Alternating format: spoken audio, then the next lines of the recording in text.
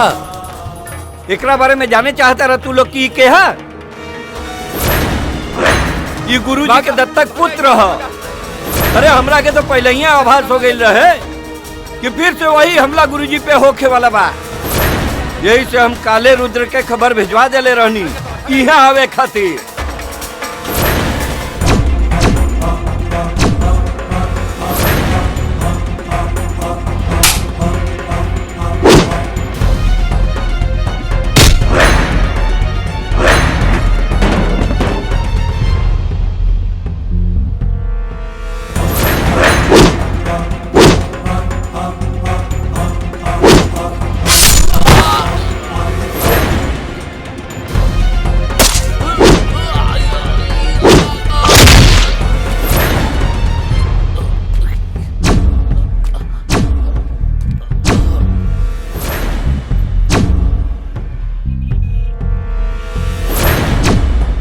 मन गंगा तन तृप्त ताजस, रहा अवघड़ सा अविनाशी, महाकाल सा नेत्र तीसरा, हूं काशी वाला सन्यासी।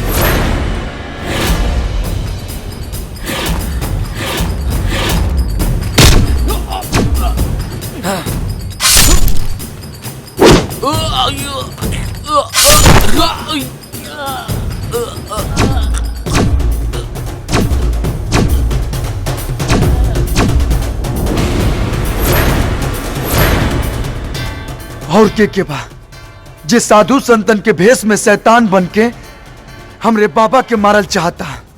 अगर हिम्मत बा तो सामने आके वार करा सन।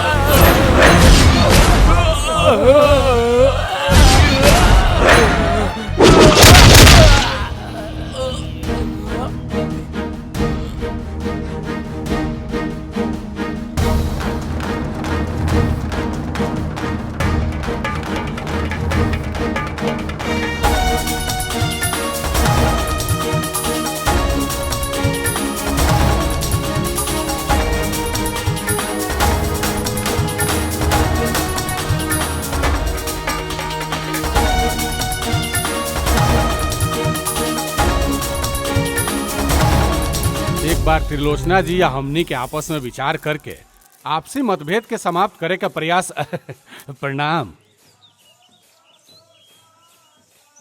खिलाई पंडित जी और सबके मिठाई खिलाई। कौने बात खातिर? रौर जवान बेटा आ गई और दूसर कल हम मृत्यु से बच गई नहीं। पंडित जी हम अपना माई के दिहल वचन से बंधल बानी। ना तो रउआ बहुत अच्छे से जानतानी कि हम रउआ की जिंदगी की प्रार्थना करी, ऐसन तो कबो ना हो सकेला।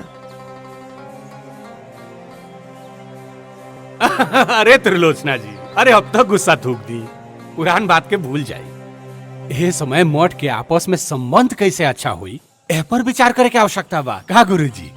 विद्याधर जी, हमरा जीता जीता ये कब्बो ना हो सकेला। काहे कि आज भी हमार आंख के सामने हमार माई के व्यवस्था, हमार और हमार भाई के वो असाए बचपन आसमान के बादल के तरह घूमेला। चलिए छोड़ी, मिठाई खाई। प्रणाम। बाप रे बड़ा गुस्सा में बाड़ी। चला चलल जाए। आ कौना बात के भाषण देत रही? छोड़ ना रुद्र, काल तो तू अजय देवगन के फेल कर देला। ले दनादन ले दनादन, हमनी लोग के तो बुझात रहे फिल्म के कोनो सीन चलता।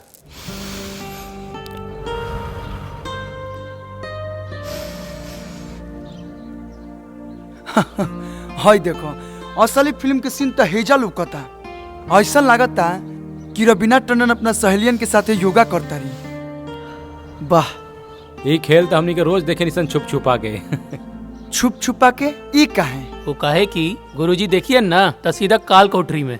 अच्छा, तू कहा तो राउंड ट्रॉली घुमा के सामने का नजारा हम दिखा दी। काहे कि हमार राधा भी वही बाड़ी ना। अच्छा तो सामने से दिखाओ ना। अभी दिखाओ तनी। हाँ,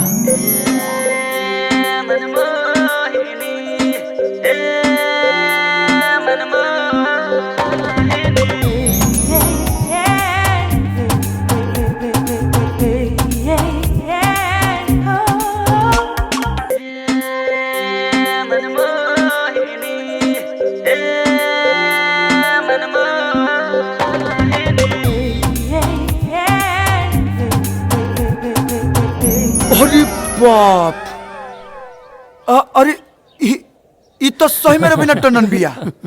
लेकिन के बिया? ये सामने वाले मठ के त्रिलोचना माता के बेटी गौरी है। एक से एक कारनामा करे ले भाई। एकरा के हमने के कारनामा क्यों के नाम से कहे निसन।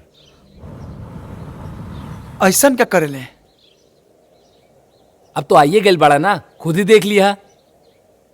गौरी, ले पकड़। अच्छा चला चला। अच्छा, गौरी। चल चल चल चल चल चल।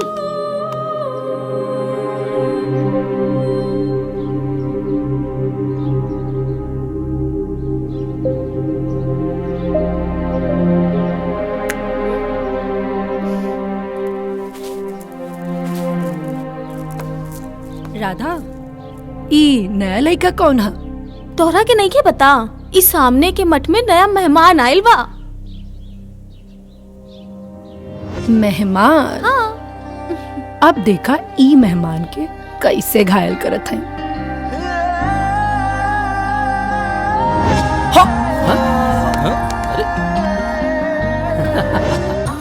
हवा मिठाई ले लो, हवा मिठाई, हवा मिठाई ले लो, हवा मिठाई। मेरा शर्ट भी सिल्वर, मेरी पैंट भी सिल्वर, मेरा चश्मा भी सिल्वर, मेरा नाम भी सिल्वर है। बस बस बस, ये ला हवा मिठाई खा लो। हवा मिठाई? अरे वाह, हवा मिठाई। नंबर 11, तो हर हवा मिठाई खा के तो लागत आ कि जैसे हम हवा में उड़ता नी। हवा में मत उड़ा, पैसा ला 10 रुपया। पैसा? अरे पैसा मांग के तू सब गड़बड़ कर देलू। हे जान, ये हमारे स्टेटस देख के बात करा। पैसा चाहिए? ला निकाल ला। पैसा ना देबा ना? तोरा मालूम बना कि हमरा भी पैसा ना रहेला, तो अब काहे पैसा मांगेलू? वैसे तू काम का करेला? काम? काम के तो मत पूछा। काम तो हम के नाम पे दे दे बाबा, के नाम पे दे दे बाबा। अरे, और एक दिन अर्जुन से कृष्ण ने जब ये कहा कि हे केशव, मैं सोचता हूँ कि महाभारत टाल दूं, तो इस पे अर्जुन को क्रोध आ गया और वे बोले कि अरे छलिया, अगर तूने महाभारत टाल दी तो मैं सर्वश्रेष्ठ योद्धा कैसे बनूंगा। और फिर क्रोध में आकर उन्होंने अपना सुदर्शन चक्र उठा लिया माताजी, मैंने बुक में रीड किया था, सुदर्शन चक्र कृष्ण ने उठाया था। कहानी मैं जानती हूँ कि आप, और वैसे भी क्रोध में कौन सा व्यक्ति किसका हथियार उठाकर प्रहार कर दे ये कौन जानता है। अच्छा तो मैं क्या कह रही थी? माताजी आप सही कहता जी, सुदर्शन चक्र अर्जुन के पास था। वही तो, अर्जुन ने अपना सुदर्शन चक्र उठाकर कहा कि हे केशव, अगर तुमने महाभारत टालने की तनिक भी चेष्टा की तो मैं तुम्हारा सर धड़ से अलग कर दूंगा। फिर क्या होना था, कृष्ण ने भी न आओ देखा न ताओ, और फिर अपने गांडियों पे प्रत्यंचा चढ़ाते हुए कहा कि अर्जुन तू ये भूल मत कि मैं सर्वश्रेष्ठ धनुर्धर हूँ। हाय देखा। किंतु माँ, अर्जुन पांडुपुत्र वो सबसे बड़े धनुर्धर थे और गांडीव तो अब आप कहेंगे कि गांडीव तो अर्जुन का था। तो एक बात बताइए कि आप एक भाषा की महाभारत पढ़िएगा तो एक ही न कहानी जानिएगा। अब अलग अलग कहानी जानने के लिए अलग अलग भाषा की महाभारत पढ़नी पड़ती है। हाँ माताजी सही कह रही हैं। फिर क्या हुआ माताजी? तो फिर क्या हुआ, कृष्ण ने बिना विलंब किए अर्जुन के ऊपर अपने बाणों की वर्षा कर दी और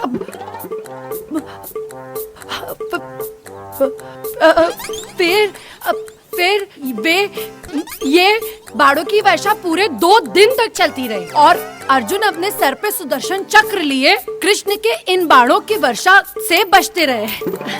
अब जब तक बाणों की वर्षा चालू है, हम थोड़ा विश्राम करते हैं। आप लोग जाके प्रयाग घूमिए। प्रणाम।